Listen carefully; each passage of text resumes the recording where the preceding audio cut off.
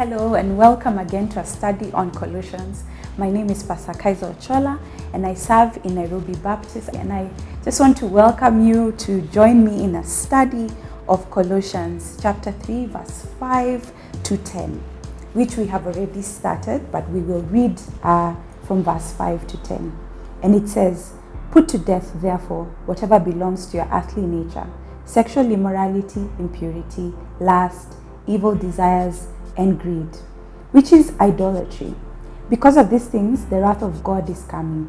You used to walk in these ways in the life you once lived, but now you must rid yourselves of such things as these: anger, rage, malice, slander, and filthy language from your lips.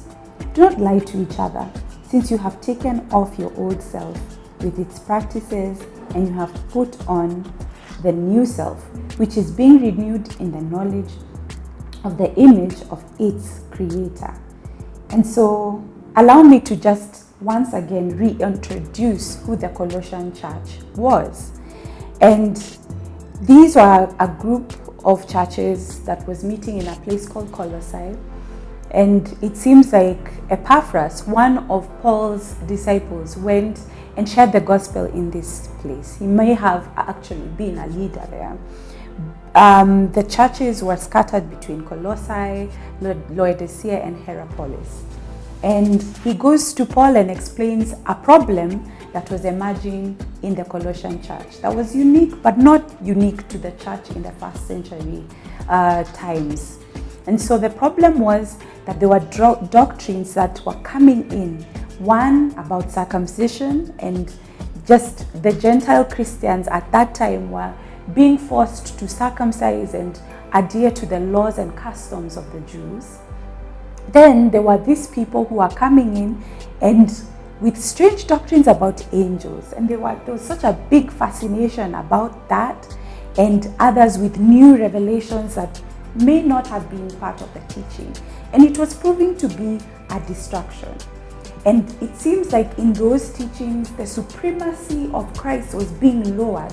Hence why Paul starts in chapter 1 by reaffirming who Christ Jesus is, and reaffirming that his sacrifice was enough to defeat those elemental spirits and to fulfill all that the law required.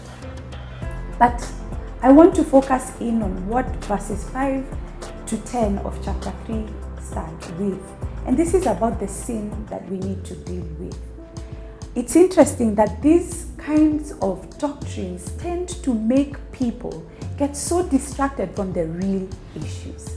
And you start wanting to follow the man of God, follow this new prophecy, and you chase after them.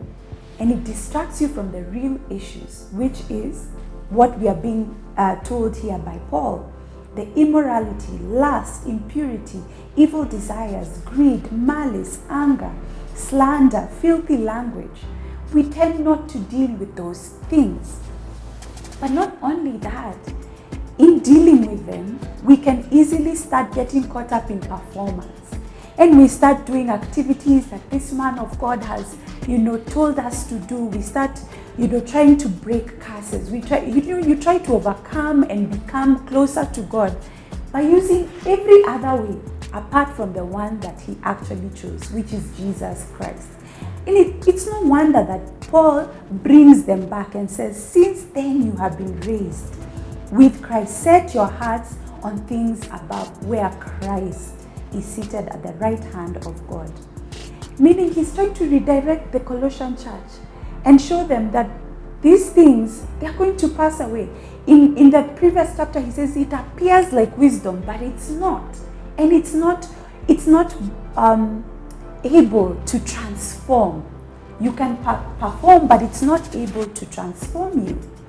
And not only that it's not able to transform you, but you start getting distracted from the real problem which lies within you.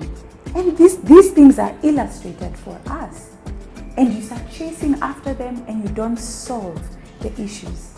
But you know, brothers and sisters, you can't even solve the issues. You can't become holy by dressing a certain way, talking a certain way. Those are only performances. But you can set your mind on Jesus Christ, who has the ability to set us free from these things that we once were. He has the ability to help us put to death the old self, those things that you're struggling with every single day. He has the ability to help us kill them and come alive in Him and become like our Creator, to become what He wanted us to be. But those other things can come as distractions. They can make you perform instead of focusing on transformation. Have you been finding yourself leaning in on what you do and not who did it for you? Have you set your mind on the things above, where your salvation can be found, where all these things can be put to death if only you refocused and set aside every distraction? And so join us next week as we go on in Colossians chapter 3. Thank you for joining us.